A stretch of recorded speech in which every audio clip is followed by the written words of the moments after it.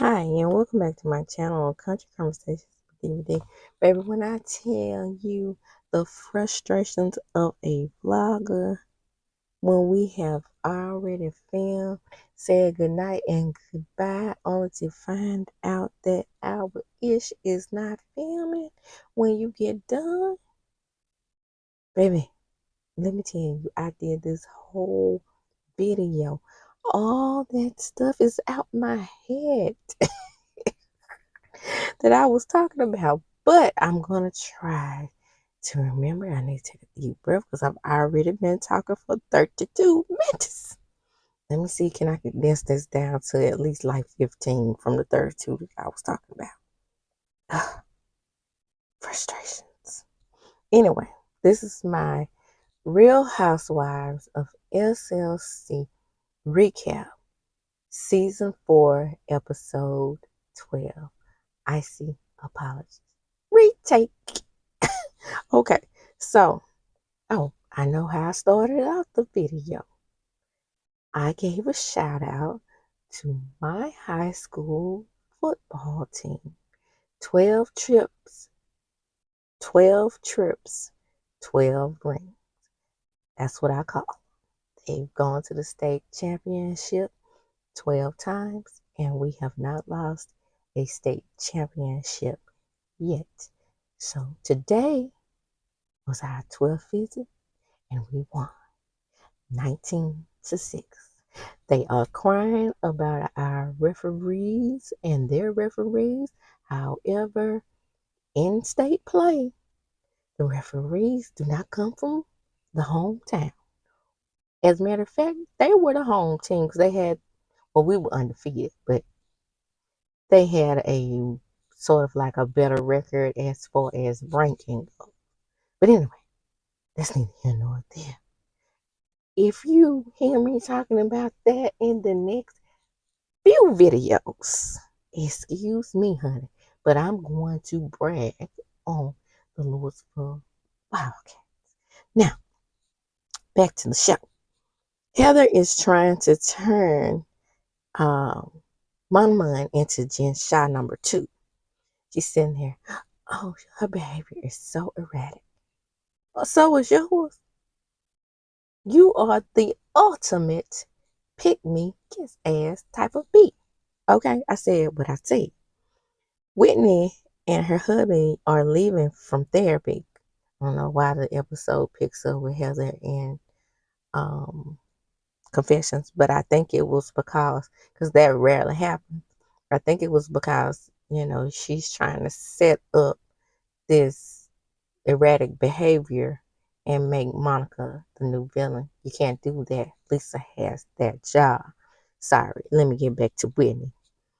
Whitney and her husband are leaving therapy. Whitney says that she doesn't think the therapy is working. And then Justin says, it's going to come out in the end for the greater good because, we're putting in the work.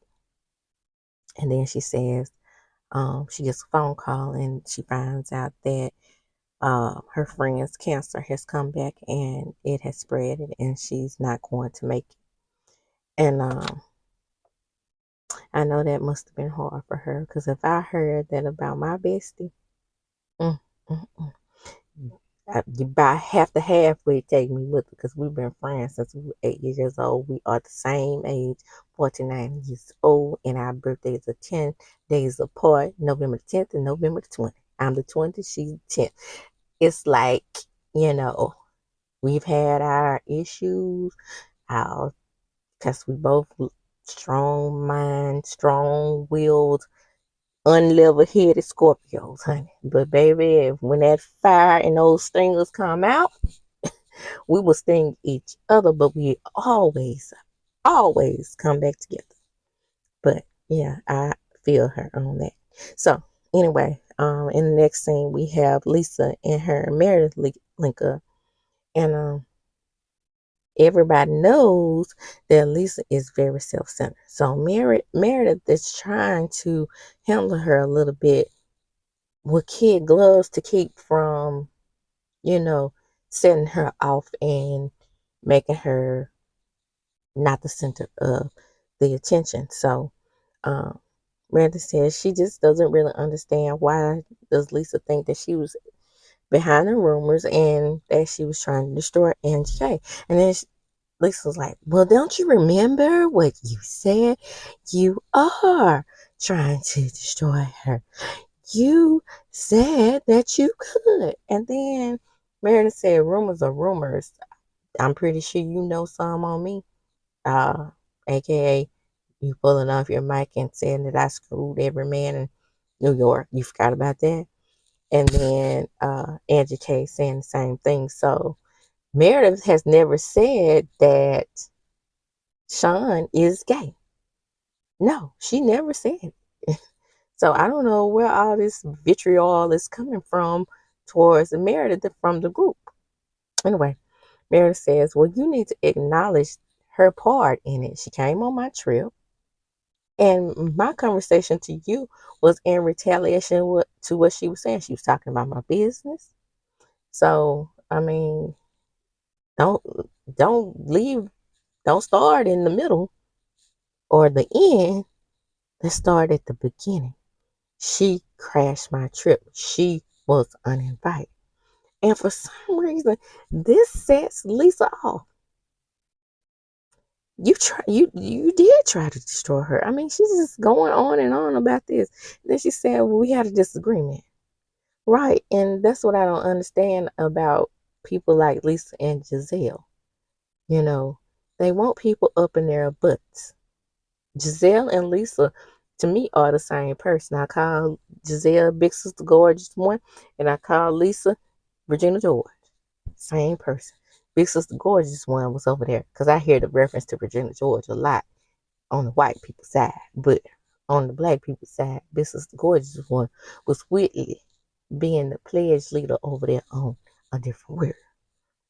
Moving right along. And she was like, Meredith says, you give me no credit. You don't acknowledge her part in the disagreement. Well, I too feel like you were trying to destroy. And then Meredith's like, okay, we're going down the wrong road. Let's leave it here. I'm having an event. You're invited. Because Lisa is turning into Lisa, a 4-year-old child. Moving right along. So, Mama goes to visit Monica. That's who I call her. Mary. And Mary is resting comfortably at her house. Excuse me. Now, Mary has stated that she came back to the show to save the show. And baby, she stayed true to her word on that. Because she hasn't gone to an event that I can remember in the last 1, 2, 3. Maybe she didn't go to a witness event. She didn't go to the churning of the milk event, the milk churning event. And yeah, she did go on a trip though. But anyway, she's getting whatever whatever she wants out the deal. I mean, and she has made the show more interesting. We can't deny that. So she gives Mama some advice, and she says everything that comes to your head shouldn't come out your mouth. And then Mama says, is she in a confession? She's like, is she taking her own advice? I mean, come on, Mary. Let's think about what you told Whitney on the bus. You called me pornography. Well, right, Mama, point for you. Now, I'm going to skip right on past this. I'm not going to go into detail. We see Jack getting his clothes at the mission, where the mission is the mission. The mission. Tired of it. He's trying to get away from you, Lisa. And if you were my mama, so would I. Deuces to that scene. Next scene. We were talking about Meredith and her new jewelry line, and she is setting it all out. She's trying to get this event together. She's letting them know that it's going to be a lower end jewelry line and make it more affordable. And I think it's called Plated. or maybe the material in the jewelry is going to be gold plated. Yeah, I can't remember the actual name, but that's the basis of it. Moving right along. We get into the event. Shout out to Tisha. At the event, uh, Whitney comes anyway, and Meredith is so happy to see her because Meredith knows that her friend actually did pass. And, she says, I know we had our issues. Let's put that to the side. And she gives her a hug. Okay. Now, where is Bestie Lisa? Over there being jealous, wondering why she's not the center of attention. And Lisa gives her no acknowledgement. She's over there pop, pop, pop, pop, pining around the room. And the thing about it is, here we go. This is the Regina George of it all, okay? Because Heather and Whitney came on the show as besties. Remember Bad Weather, Heather and Whitney, Bad Weather, or something like that, that Lisa used to call them Bad Weather. So they try to capitalize off being bad weather. Then Whitney went against Heather to be Lisa's friend. So now they're supposed to be still close, but butting heads. Now she has Heather resting comfortably in her butt. So so she gives no acknowledgement, but then she runs into Monica. Okay, so Monica and Lisa make up. She tells her that she apologizes for calling her ugly, and let's make this trip good for the both of us. So I'm willing to put our issues to the side. And then Monica said that she is ready to move forward. Lisa agrees. Blase, blase. So then they discuss Jack's mission. Monica tells her that I'm so glad Jack is, going to, because Lisa told her that he's going to Columbia. She's like, oh my gosh, wow, he's going to Columbia. Okay, this is where my dad's family is from, and I don't know anything about them. And then she's like, okay, she tries to console her in her own Lisa way. But hey, Lisa being Lisa, she has to do something to mess it all up, because she goes over there and she interrupts Whitney and Heather talking. And she still is not consoling Whitney. And she's like, I mean, why are you talking to me and you're not on topic? Do you really know that my bestie just passed? I'm really not in the mood to hear you talk about yourself. That's what she was saying, but I don't know her exact words, but it's not funny because I understand. I have friends like this, and it is so difficult to remain friends with people like that when you know they don't absolutely give one single solitary damn about your feelings. They're so wrapped up into themselves.